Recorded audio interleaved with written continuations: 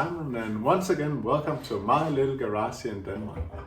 Today we're going to talk about how I remapped and optimized the ignition on this Volkswagen Golf. No, not really, because it is a carbureted engine and it has a distributor to adjust the ignition, so I'm not really able to do much remapping on this car. Nevertheless, where did I put it? We are going to talk about how did I optimize the engine or program the ECU of my Suzuki Swift Sport. Because after I did this tuning series of that car, a lot of people actually approached me. How did I do it? How did I get the file from the ECU? What did I actually do to it? What does the maps look like, etc. So I thought, hey, why not just make a small video about this? And in this video, first of all, we're going to talk a little bit about the tuning process. Then we're going to look at how to get the file out, and then we are going to go down to my basement to look at what the file actually looks like, what the different maps look like, and also what they actually do. When getting a file out of an ECU, in some cases it can be done through the OBD2 connector. And yeah, it's an easy way of doing it. You don't need to take the ECU out of the car. Nevertheless, it does have some cons because you need to apply a power supply to the car. And it actually a time-consuming process also. It could easily take 30 minutes before you have the file down on your computer. Also, if you have a heavily modified engine, so a lot of internal parts have been replaced, optimized, you might just want to look into having a fully programmable ECU. This will give you even more options to adjust the engine to get it fully optimized to perform at a maximum level. Nevertheless, if you're like I did, basically just doing small changes, it could be a new air inlet or new cams and something like that, exhaust of course, doing a remap would be simply just fine because you have actually still a lot of parameters to adjust there. Just remember that when you are doing the tuning of your car, if you're putting it, giving the car to somebody who will ask you to, or who can do the tuning for you, if he does it in just one upload of the ECU, it's most likely it's not done correctly. It is something that needs to be done repeatable times when you need to take the car on the road, do some data logging, do more adjustments, and this means you need to download the file again, upload, and etc. So pay attention to that, especially when it comes to the ignition. Optimizing the ignition does take multiple times before you get it correctly. When it comes to the tuning process, and this basically applies to all cars, especially when it's natural aspired, all you can actually do is adjust the fueling and the ignition. But you also need to look at the MAF scaling, and we'll talk a little bit about why it is so important to do that when we go down to my basement. And then how do we get the file out from this ECU? Well, there are multiple options, different kind of tuning boxes. It could look like this one. It could look like this one. And there's not really one tuning box that does it all. It's like a scan tool. Some tuning boxes are better with older or newer ECU or etc. So you need to look at some forums and ask people with the experience what did they use. But now I'm just gonna flip the camera and we're just gonna look very briefly about how to get the file out.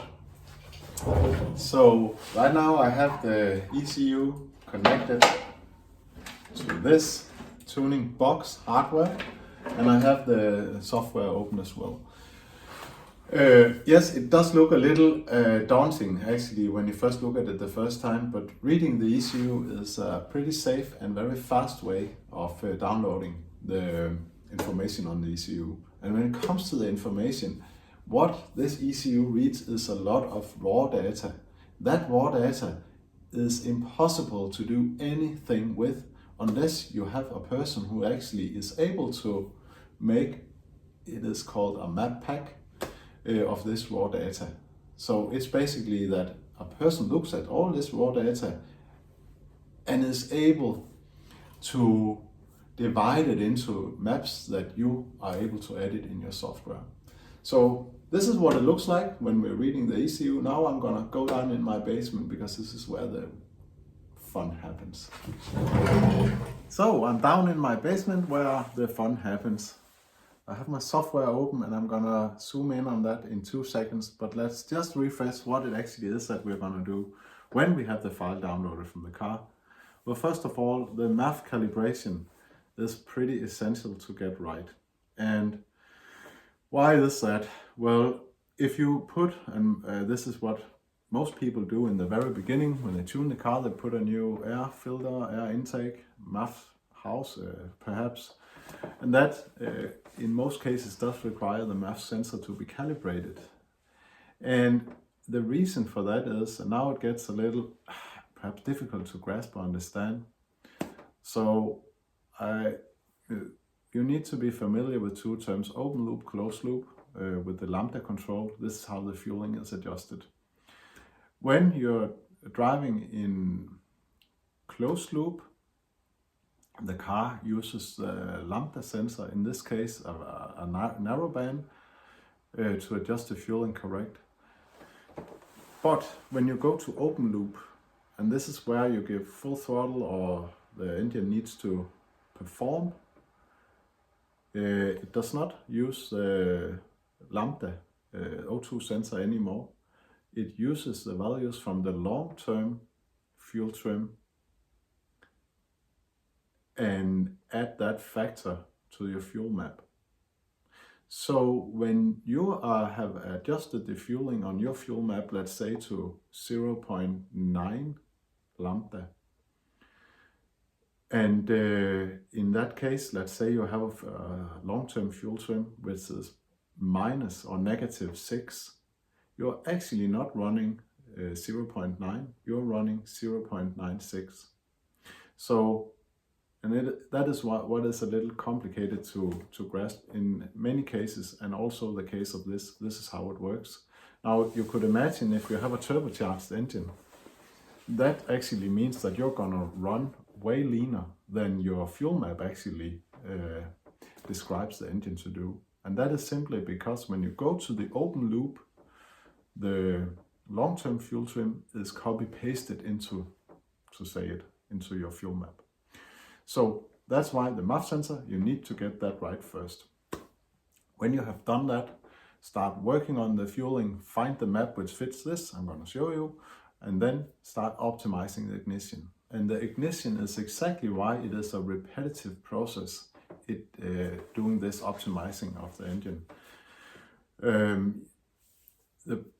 The way it is done is basically you keep advancing the ignition. The more you can advance the ignition without getting knock activity, the more horsepower you will be able to crank out. It's quite easy. So, and that is actually the limit that you get to. When you get knock activity, you have simply come too far and you need to retard the ignition again. Getting that right just the first time is probably almost impossible. So I'm just gonna show you, I think you're pretty curious what it actually looks like. So 2 seconds. So the software which I'm using is called WinOLS. And WinOLS has that capability that it is able to basically read all ECUs, no matter which car, make, brand, whatever it is. But let's just have a look at this raw data which I mentioned earlier. When the file has been downloaded from the ECU, this is what it kind of looks like. It is a lot of raw data which I am unable to process at all. Once a person with this very different skill set actually than tuning a car has been able to process this, then you'll be provided with this, it's called a map pack, which has all the tuning maps available, which WinOLS then is able to not only view but also edit. This software, however, is quite expensive. It's approximately €1,000. So if you're just tuning your own car and it's a one knockoff, I think it's a little too expensive. Bring your car to a tuner and then it's done for you. Let's just have a look at the MAF map first. So the MAF map we have right here, and it is the voltage output from the MAF sensor versus the air which is passing through the MAF sensor in grams per second. And when you're editing this, you're basing it on data logging of the total trim, which is the short-term and long-term combined. So if you are doing a steady state, let's say that, basically just driving at partial load, and you have a fuel trim of -8, you would want to subtract those 8% from the voltage output. So that's basically how it's done. It's quite easy. Then I think let's just have a look at the fuel map. So the fuel map, just zooming in a little bit, and you might be able to see, if you're familiar with lambda values, that it is actually a little lean, and this is completely stock. It's 1.02 and 1.03. Now this is just one I've edited for this example. So when you want performance, you of course need to apply a little more fuel to the engine. So let's say that we want lambda 9.3 in this case, or we could make it like 9.1. Could be done like this, I guess. Can use a whole column.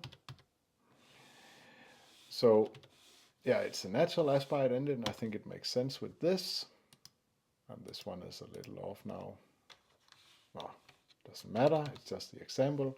Now let's say we want to run lambda 9.2, and then you can imagine we just done it on the whole map. That's fine. But the thing is, it is using a narrowband O2 sensor, and the narrowband O2 sensor sends a fluctuating signal to the ECU. It simply cannot tell the ECU at this certain load, at this RPM, you need to run lambda 0.92. It doesn't work like that. If it would be a wideband sensor, yes, but a narrowband, no. The narrowband is basically only saying that you're too lean or too rich, all mirrored around lambda 1. So it does not work. The ECU will not use those numbers at all. It will keep running lambda 1. So to get around this, there is another map which is called enrichment factor. And this is also known as the power enrichment. This is what the engine uses when you are transitioning from closed loop lambda control to open loop. Then it knows now the operator or the driver really wants me to go fast, so it's simply not enough just using the O2 sensor using lambda 1. So here there is a factor, and you can see it's red. It means I have already changed it. So the factor is now 1.1, and how it works is then that this 1.1 will be multiplied with the fuel map.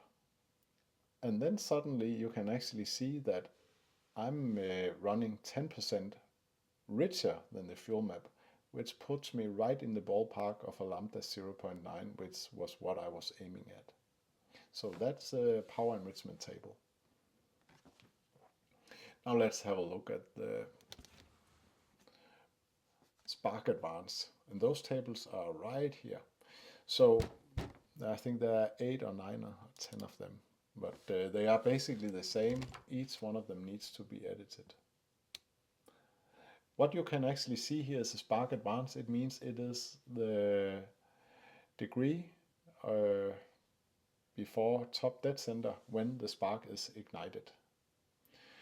And you can see those tables here are red. Once again, they have already been edited. And this is actually the main reasons why when tuning a car, it's pretty hard to do it in just a one-off.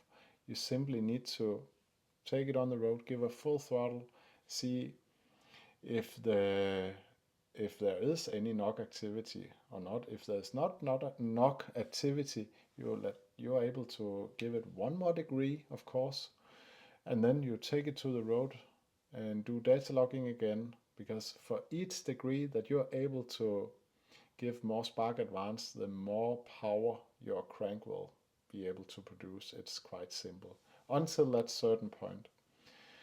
Let's see. We can. So that's basically it. In this case, I was able to give it 8 more degrees at full throttle in this zone. So that's basically 100% engine load, 90. So it's quite a lot. And when looking at fuel maps, why not just look at this is what people are mostly when thinking about fuel maps. This is what people see most. So you're also able to see it like that in WinOLS, of course. But the editing is basically mostly done here. Okay, so give me a second. Well, thank you for coming this far in the video. It shows that you definitely are interested in tuning, I think. I hope that you like this video. You're always welcome to contact me, write me in the comments, and I will of course be glad to answer any questions. As always, stay safe and take care. Bye.